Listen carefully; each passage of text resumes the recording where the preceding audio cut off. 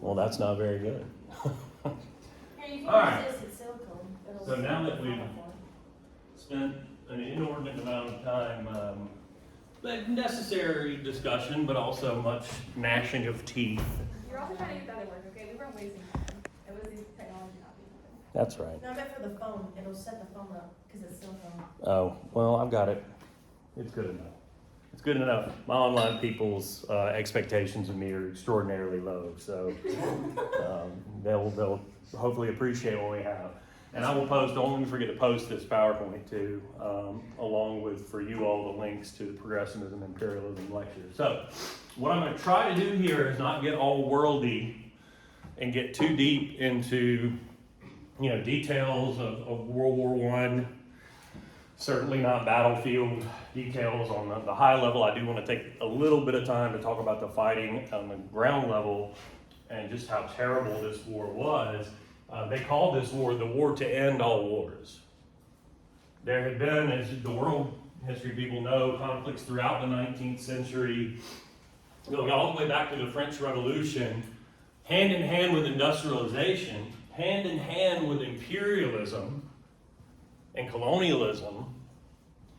And it seemed to a lot of people that these great powers of Europe, like France and Britain, and on the other hand, nations that had just come together, like Germany, that was an empire at the time, an entity known as Austria-Hungary, the Habsburg Austro-Hungarian Empire, which was basically all of Central and much of Eastern Europe, the dying but not yet dead Ottoman Empire in the East, that all of these entities were hurtling towards some kind of general conflict that maybe would settle out forevermore, who was the top dog.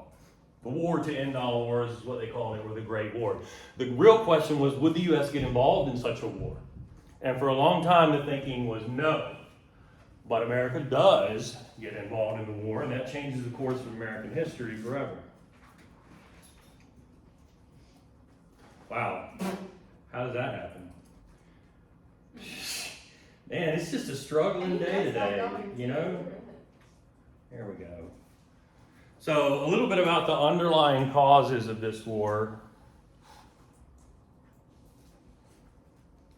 And the metaphor that gets used a lot is that of a powder keg, meaning a large barrel of gunpowder that accumulates over time.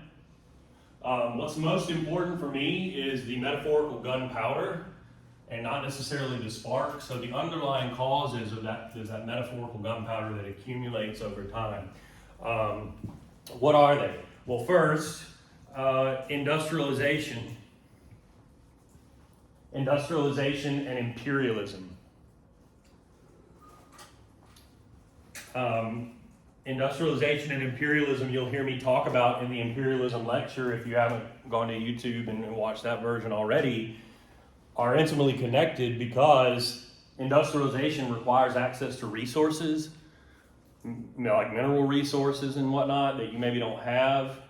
And it also gives you the tools, the weapons of war, warships and machine guns and things to go and just take those things by force from other people in other parts of the world, like Africa, Asia, Latin America, and Pacific. And that's what these nations have been doing. And that becomes, like I say, a great competition to see who can do it more and bigger and better and faster. Along with that, growing sense since the French Revolution that is now applied to the other nations, that your nation and your people are the greatest. Nationalism. Industrialization, imperialism, nationalism, the belief that your nation and your people are the greatest in the world. And how better to show that than building a great imperial system throughout the world. One more ism, militarism. That is, nations building up their armies even in a time of peace to levels unforeseen ever before. So building up their armies in terms of mobilization of millions of troops and gathering up, storing up heavy artillery, ammunition, and all of the things of a war, a modern war machine. in expectation or anticipation that there is this great conflict coming. What this means is, when it does come, it's immediately going to be massive. Finally, in terms of underlying causes, a tangled web of alliances, secret treaties. Because everyone knows this is coming, they want to make sure that they've got allies on their side, or want to make sure that at least they don't go to war with fill-in-the-blank country. And so, rather than dealing with this out in the open, what these countries' diplomats do is go behind one another's back and sign a whole series of different treaties that say, hey, if you get attacked, I'll back you up. And you'll do the same for me. So again, what this means is it's only going to take one country declaring war on one other country to very quickly bring them all together in one massive war. Does that make sense? So what's the spark that leads to that happening? I find that many people know this part for whatever reason. You might know who that is. Archduke Ferdinand. Yep. That man is the Archduke of this entity here. If you look at a map of Europe today, it's a lot simpler back then. A lot more independent nations now. Back then, all of this, Austria-Hungary, which includes obviously Austria and Hungary, but much more than that, was ruled over by that man's father, the Habsburg dynasty Emperor Franz Joseph. He is the Archduke. It's like the prince in line to be king, the crown prince, the Dauphin in France. He's the next guy up.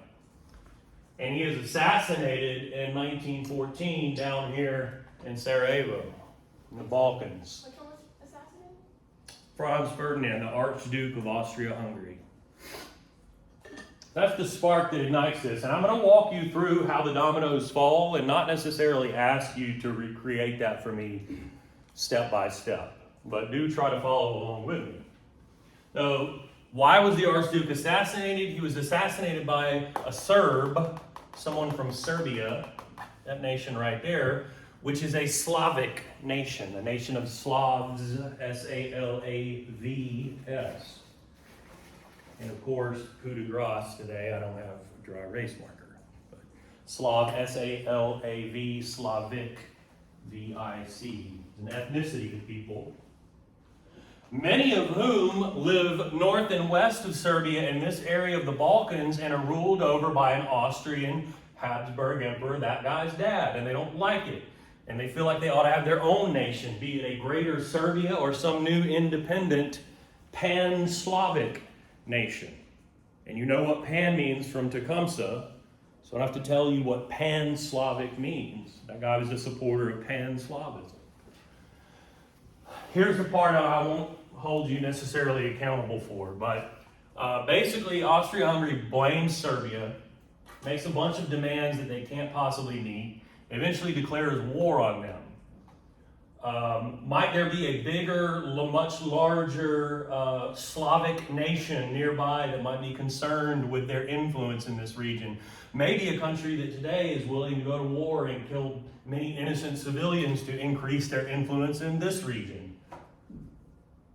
No? Russia. Thank you. Russia comes to the aid of Serbia, declares war on Austria-Hungary. Again, don't worry about getting this order down. At that point, Austria-Hungary and Germany, the then German Empire, which had come together as all these German states plus the Empire of Prussia with a P over here, they say, well, we've got Austria-Hungary's back, so we declare war on Russia. And at that point, Russia had signed a secret treaty with France. Everybody was worried about Germany, thinking they're the most militaristic. So the Russians and French had signed a treaty saying, hey, if Germany attacks one of us, let's make them divide their forces and fight a two-front war. And so France declares war on Germany, which then invades Belgium to get to France, which triggers Britain, who then declares war on Germany. Yeah, just quit trying. And then the Ottoman Empire jumps in on the side of Germany and Austria-Hungary. So hold the phone just 2 seconds. That then constitutes the main three central powers. Central is easy because they're in the center of Europe. Germany, Austria-Hungary, two big empires there. And then the empire in Turkey in the Middle East, the Ottoman Empire. You with me? Now, the major allied powers then would be Russia, Britain, and France. They're the ones that are in on the side of Serbia. And then the wild card is Italy, which is a brand new nation too. They were supposed to join the Central Powers, but Britain and France promised them colonies, which they didn't have much of, and so they switched on their agreement, and Italy sides with the Allies. Can you go over allies one more time? So the main allies are Britain and France, along with Russia, and then Italy. And if you want to put Serbia to remember kind of who's on what side and the origins of things, I say that Serbia is not a huge military factor, but they would be representing the Allied side. Now, a question. So, it's kind of irrelevant a little bit, but it's kind of there. So who do you blame for the Russia-Ukraine conflict? Russia. Straight up. Interesting. Yeah, I mean it's pretty clear. We'll talk about in the coming weeks the Cold War, which we used to talk about in the past tense, and now we're in like Cold War 2.0. And if we get to the very last lecture that I want to get to, and we definitely will in World, we'll talk about the dissolution of the Soviet Union and the rise of Vladimir Putin. So you don't feel like the U.S. is to blame? No, I mean, I understand. I think where you're going with that in terms of this re-eruption of the Cold War, but no, I think that's a pretty clear power grab on his part. But come to my world class that day if we don't get to that lecture in here, and we'll have a more robust discussion of Putin and what he's up to. So hold that thought. Other questions? Why would this happen? There we go.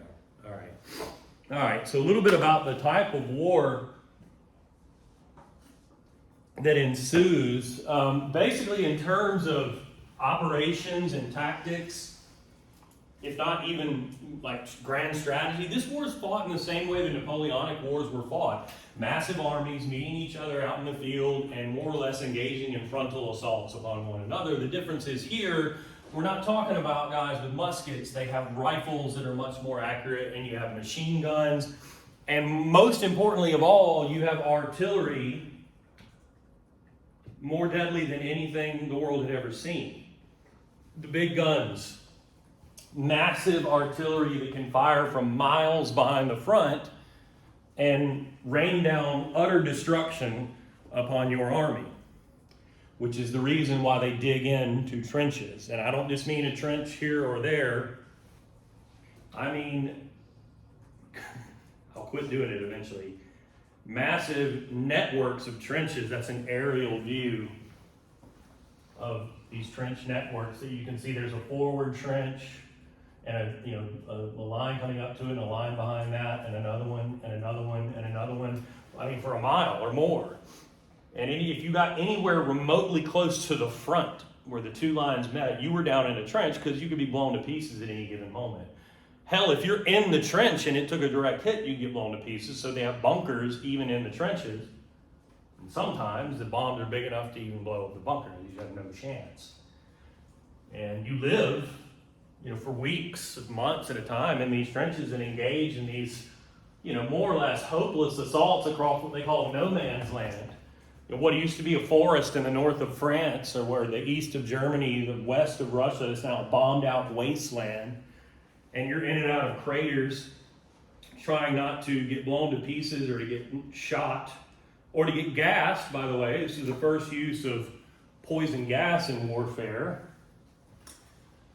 But if you're lucky enough to survive all of that and you get close to the other side's lines, your side had spent probably all day long or maybe 2 or 3 days just bombarding their trenches to try to come up. But that barbed wire that they put out in the front didn't get blown to pieces, it just got kind of more mangled. And so you're sitting there trying to cut through barbed wire while you're getting shot at by rifles and machine guns, and the Germans invented grenades that you could lob over the top of the trench at people coming at you. They invented mortars, which are little, 3-man team, little artillery pieces that could be moved around on the battlefield. And then, of course, if you get into the trench, it's hand-to-hand combat and wondering who's around the next corner and fighting with bayonets and stabbing and slashing one another. And This happens again and again and again, and the net result is often very, very little. I mean, there are battles on the Western Front where German forces fight the French and the British and eventually the Americans, like the Battle of the Somme, or the Battle of Verdun, or the Battle of the Marne, where this happens for 3, 4, 5, 6 months at a time, and hundreds of thousands of people die in the most gruesome way possible, and all that was gained is like the line moved like 5 or 6 miles, and that's it. So this becomes a stalemate. My brother's favorite video is an animation of a German sitting in a trench, and it's captioned an unsupervised 19-year-old with a war crime stick, because Germany tried to make rifles a war crime. And Oh, it's got yeah. this little avatar popping up in the trenches with a rifle. Yeah. It's Yeah. actually pretty fun. Well, it's funny. We're going to talk about some anti-German propaganda here in just a minute. They were the one that in American propaganda got really demonized the most. But yeah, if you haven't seen it, I encourage you to watch the movie 1917, which the 100th anniversary of all this just passed through right before COVID. And that great film was put out along with Peter Jackson, who did Lord of the Rings, put out a documentary where they put color and everything. They slowed it down. So, like old video is kind of jerky. They fixed that. They put color in, and then they had like dialect coaches come in and like do the actual accents of the troops from various parts of Britain and voice over that. So that's really cool. It's called They Shall Not Grow Old. But in any case, probably what will I ask you about all of this? I would say the fighting in World War I of the Great War was characterized by stalemate, trench warfare. We're talking about new weapons technologies. The big guns would be the big key, huge artillery. So was there a specific place where stalemate occurred, or was it just? General stalemate, yeah. I mean, just general stalemate. I'm surprised I don't have a map here. I guess we have to go back to this. The worst stalemate occurs here. Basically, a line develops in the south of Belgium, north of France, and hardly ever moves beyond right here. There's a little bit of back and forth, but for 3 years, basically all of the fighting takes place here. You want to do a World War I battlefield tour, go to the north of France. That's where they are. And some of the trenches still exist up there. Over here, early on, where Germany and Austria are fighting the Russians, there's a little bit more movement, but that eventually bogs down right about here. And then down here, in this area, kind of between Italy here and Austria-Hungary, there's a stalemate that develops in that region as well. That's where American writer Ernest Hemingway was working as an ambulance driver for the Red Cross. Other questions? New weapons technologies would include a couple of things that are not really effective in this war, but would become the most effective weapons of war in the following war, World War II, tanks and aircraft.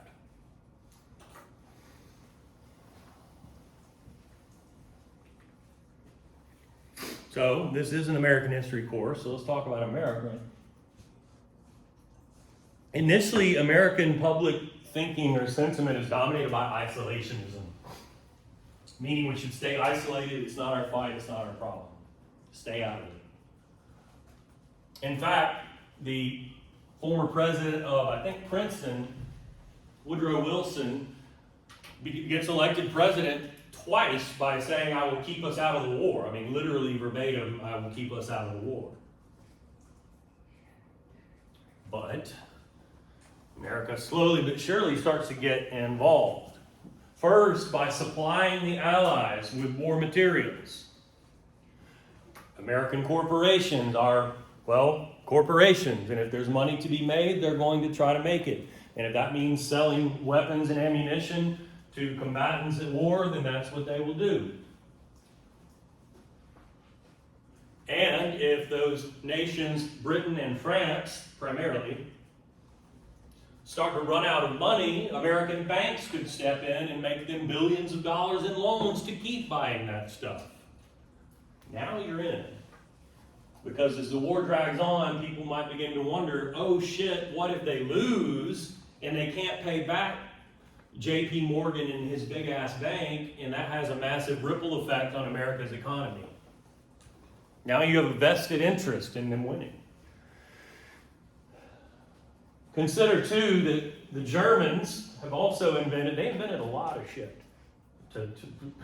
which dovetails somewhat with the meme you're talking about, but in a weird way. But they invented the submarine. And they were using those submarines, which fire exploding shells called torpedoes, at any and all ships coming into or out of British waters. They were trying to blockade Britain to damage it economically. America knows this, Britain knows this. So what they started doing is hiding the guns and ammunition in things like cruise liners, thinking surely to God German submarines wouldn't shoot down a cruise liner in the icy waters of the North Atlantic. Which, of course, if they suspected it had war materials on it, they would, and they did.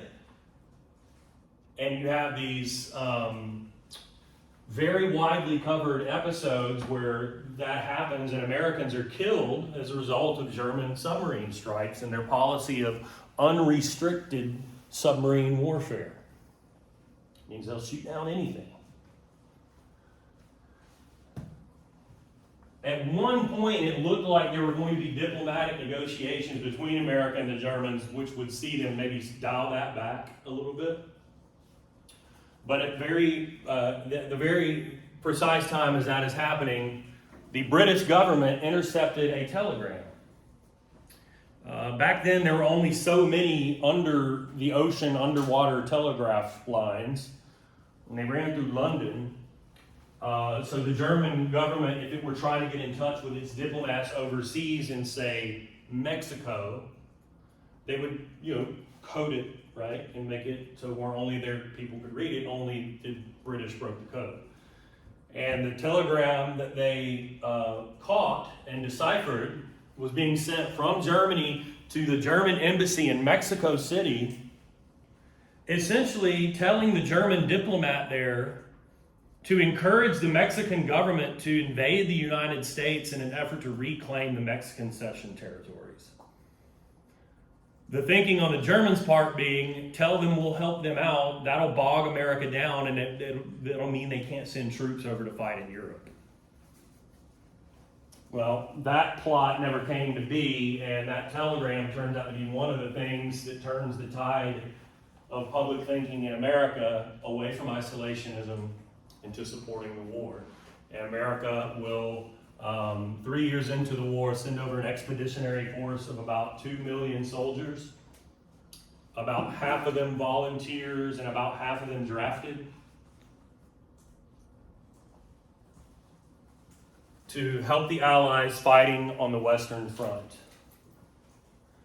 And let me see. That is a very timely action for two reasons. One, as you might imagine, given how I described the fighting, morale in Europe was abysmally low. There were units on both sides that were starting to mutiny and fail to obey orders because they didn't want to go into this meat grinder, as it were, anymore. So American troops coming in fresh provide a morale boost for the Allies in the West. The second reason why this is enormously important is Russia quit. Russia was on the Allied side in that war, remember. Russia at that time was an empire. They had a czar, an emperor. And there's a revolution that overthrows him. And the people who take over, the first thing they do is quit the war. In fact, one of the reasons they came to power is they promised the Russian people they would quit this imperialist war and this capitalist war. So for the Allies to lose a major player like that, where Germany could then divert all of those troops to the west, where they had been in Russia, it is essential that America sends in this infusion of 2 million troops to offset that. Does that make sense? Questions up to this point? Talk about the home front a little bit. The American home front during this war. I think I've talked about in here, and maybe not, maybe in one of the lectures while I was gone that was recorded. there's been kind of a pendulum swing when it comes to regulations. I know we talk about the pendulum swing of revolution in my world, but here I'm talking about the government and how it regulates the economy. If you go back to the Gilded Age, that period between the Civil War and the beginning of the 20th century, typically the government's policy had been one of laissez-faire, or let them do, meaning hands off the economy, supply and demand determine prices, companies don't need to be regulated, they do better when they're not, the government stays out of the economy to a large extent.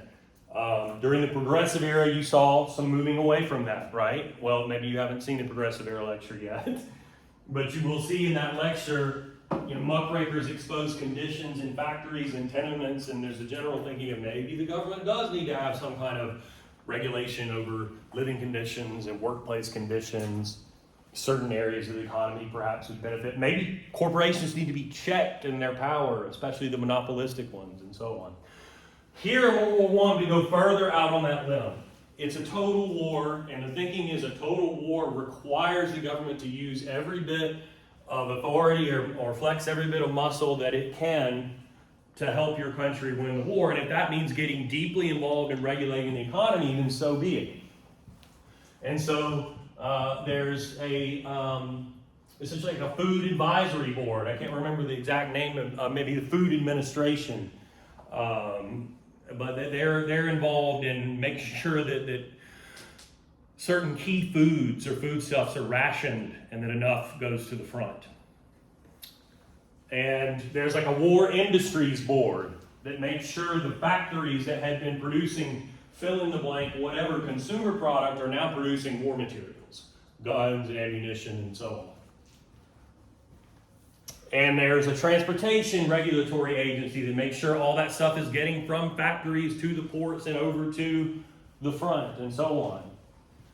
And then there's another committee in charge basically of a patriotic campaign, if you will, meaning an effort to get the American people behind the war, to make them support the government's war effort, this patriotic campaign. And that involves a lot of propaganda. It involves the Uncle Sam, I want you to sign up for service in the armed forces. It involves that food administration I talked about, putting out posters like this telling you to save wheat, meat, fats, and sugar and use more corn, fish, beans, and syrup and whatnot. It involves demonizing the enemy. The Germans are mad brutes, and they're the Huns. That means they're barbarians. Halt the Hun. And now look at these posters. In both cases, what's the suggestion about what the German brute or barbarian soldier is going to do?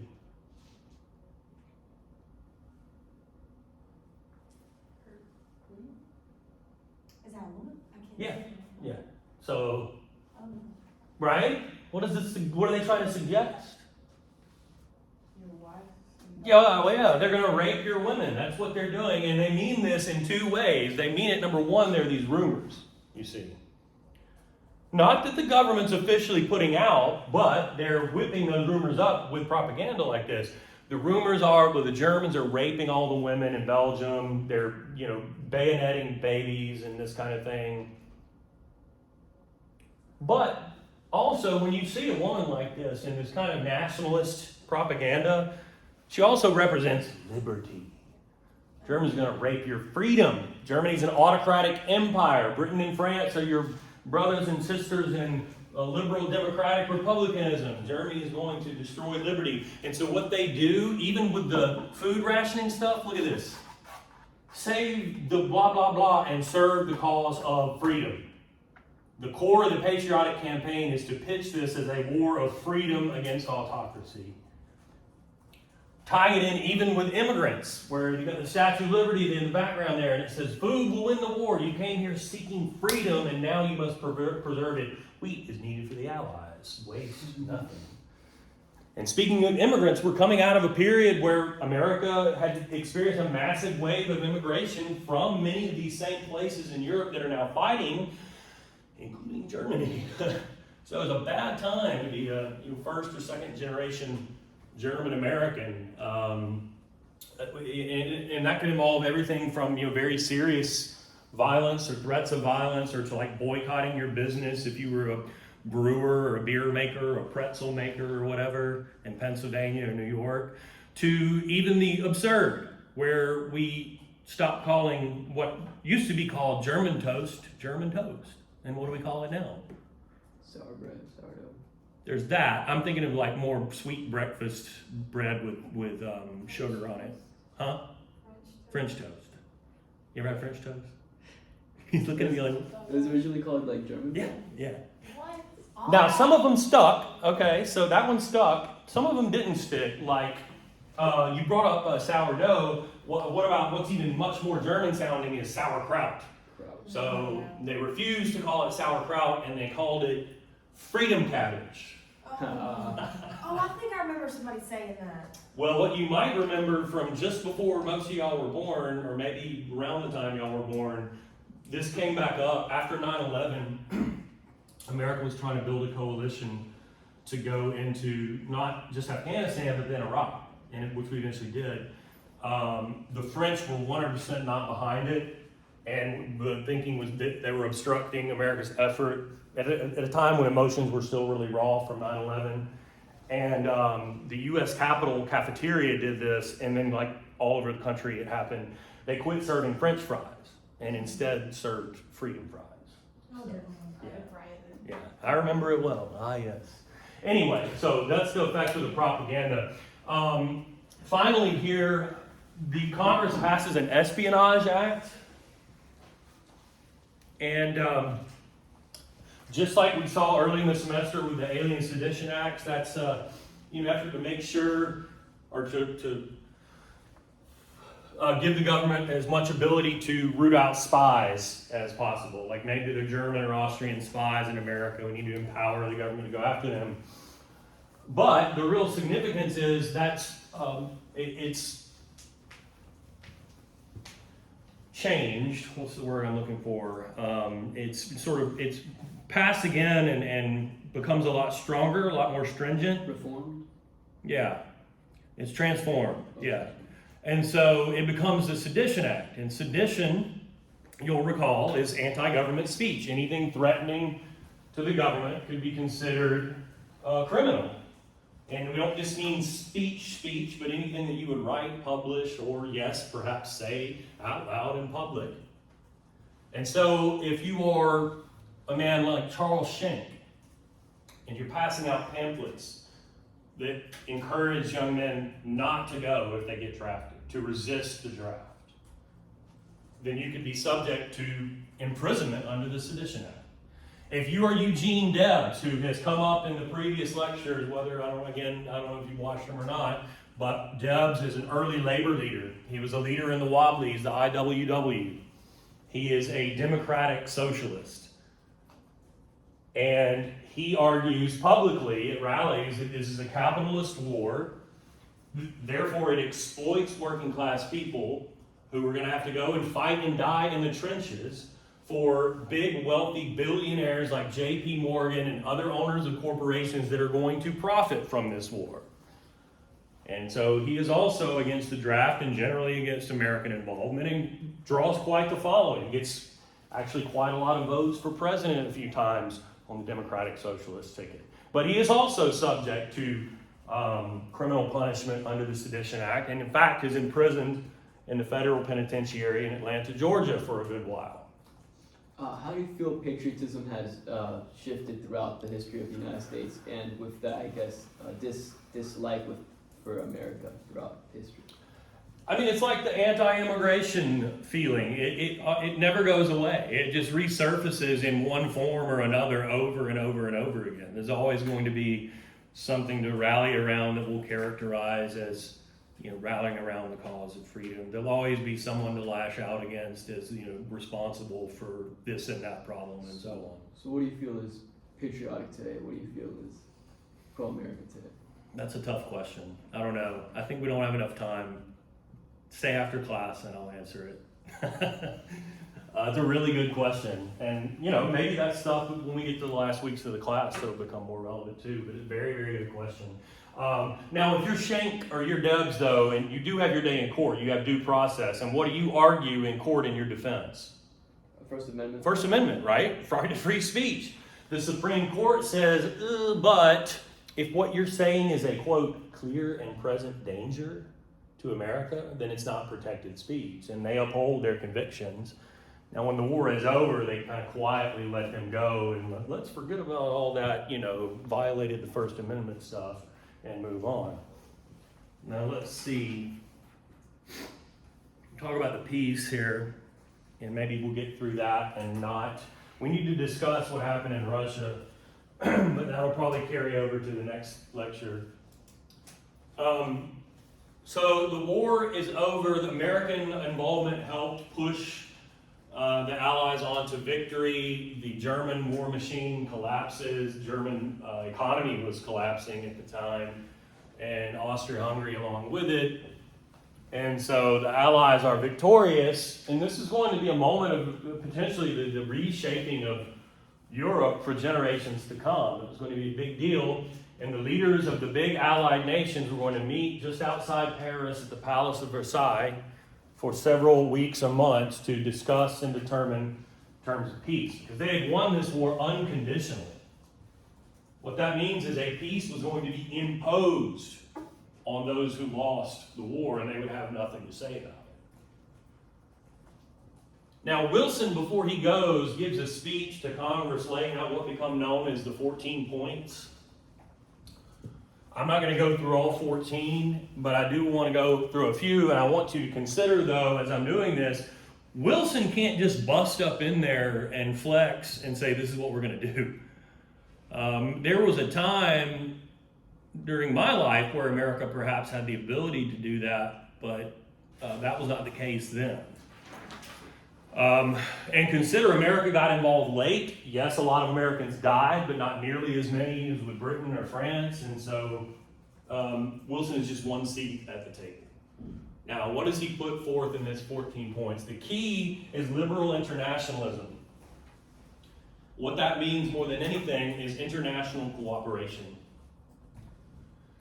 Rather than what had been done in the years prior to the Great War, which was secret treaties, going behind one another's back, and so on. And then during the war, blockading each other's waters and this sort of thing. He wanted international cooperation, general support for liberal democratic governments, and perhaps the dismantling of some of these empires that had autocratic structures, and supported the kind of freedoms we have in America being put forth or established in other countries, and then of course internationally, freedom of the seas and free trade and so on. But at the heart of liberal internationalism would be a multinational and international institution, a League of Nations, that all nations potentially would send representation to, and it would be a world peacekeeping body. It would be a body of representatives of nations that could help prevent another great war. That the next time somebody decides to assassinate an archduke or something like that, it does not quickly spill over into a war resulting in the deaths of tens of millions of people. So say League of Nations one more time? Say what it is again? The League of Nations is an international peacekeeping body designed to prevent another great war. And obviously, international would suggest it has representation from many nations, if not in the vision of Wilson, perhaps one day all nations. Wilson, as I said, also envisioned the dismantling of empires, and then in place of those empires, self-determination. People should be able to determine for themselves what their government will be. That, in a way, is then supporting what we talked about in the very beginning, Pan-Slavism, the idea of a Slavic nation in the Balkans. But it could be applied, as we will see, elsewhere.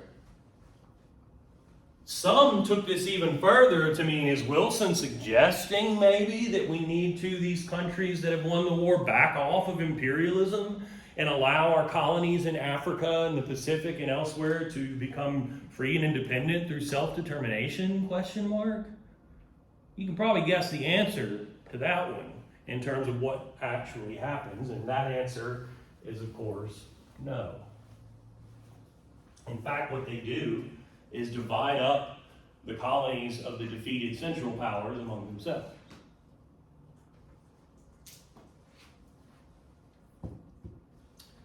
I will say one more thing on Wilson just being one seat at the table. His counterparts from Britain and France who are pictured with him there in that photograph, one of their key commitments on behalf of their people was to punish Germany, who they felt, rightly or wrongly, was most responsible for causing this war.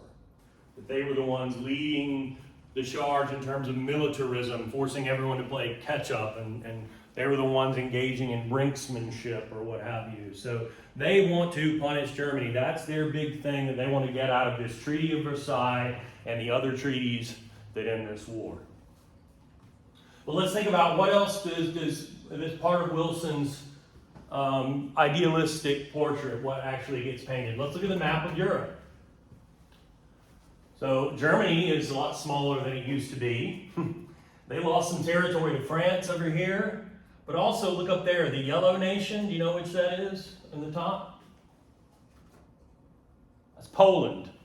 A lot of territory was taken. Well, let me back it up. When Russia quit the war, they signed away some territory up there to the Germans, and then Germany lost. So they took a lot of that territory, plus a lot of what was old Prussia, and created the nation state of Poland for the Poles, self-determination. Down here, the Austro-Hungarian Empire is no more. End of Habsburg Empire after hundreds of years. Now you have the independent nations of Austria and Hungary, if you'll look here. But look above and below Austria and Hungary, and you have two essentially pan-Slavic states in Czechoslovakia and Yugoslavia, which today are multiple different nations, but at the time, the thinking was, let these people who've been ruled over by the Habsburgs have their own independent countries. And so you create Yugoslavia in the Balkans, which is combined with Serbia to be a pan-Slavic state. And then you have up here Czechoslovakia, which is now two different countries. But is that making sense? The Ottoman Empire is also no more. It lives on in the nation state of Turkey. But its territory in the Middle East was essentially taken by Britain and France and turned into colonies with the name of mandates, so they don't have to use the word colony. But essentially they created these colonies sort of arbitrarily and gave France control over certain resources coming out of Iraq, Jordan, and Palestine, and Britain over Iraq, Jordan, and Palestine, and France over Syria and Lebanon. Of course, the major resource down there is oil. So allow them to have home rule, and then what we're interested in are the resources. League of Nations, yes and no. The League of Nations is created, but Woodrow Wilson had alienated members of the opposition Republican Party in Congress, and then he had a stroke. And while he was incapacitated, their big fuck you to him was to not join the League of Nations. So the League of Nations is created, and America is not a member. Also, I think you understand what happens in about a decade and a half after this. And if you know the goal of the League of Nations was to prevent another great war, you also know that it failed quite miserably, which is why today we have a different world peacekeeping body, the United Nations, the efficacy of which we can discuss later. Finally, in terms of the Treaty of Versailles, the leaders of Britain and France insisted on a war guilt clause, meaning Germany was made essentially to say that this was more or less all their fault. The point of that was not just to rub their nose in it, it was to provide the legal basis for reparations, meaning Germany had to pay back France and Britain for the cost of the war in either cash or commodities or resources. One of the goals of that was to cripple the German economy and ensure they would never be a threat again, which for a little while looked like it was going to be the case. Now, what we're going to see next time we talk about Germany in the context of American, or the history of America in the world, is by the end of the 1920s, with assistance from America and with much hard work internally, the German economy had come around. And suffering in Germany had started to mitigate. But then what happens in not just America, not just in New York and all throughout America, but all throughout the world in 1929, 30, 31, The Great Depression. the Great Depression. And the German economy, along with everybody else's, is ruined all over again, which leads some people to put their faith in a rabid nationalist, virulent anti-socialist individual named Adolf Hitler. Yeah. Of course, before we get there, we'll talk about the 20s in America and what looked like a decade of prosperity that ends with the Depression setting in here as well. And we'll see how does the American government respond to that, in short, with the New Deal program of Franklin Roosevelt. Questions? Other than meta questions that are really good? All right.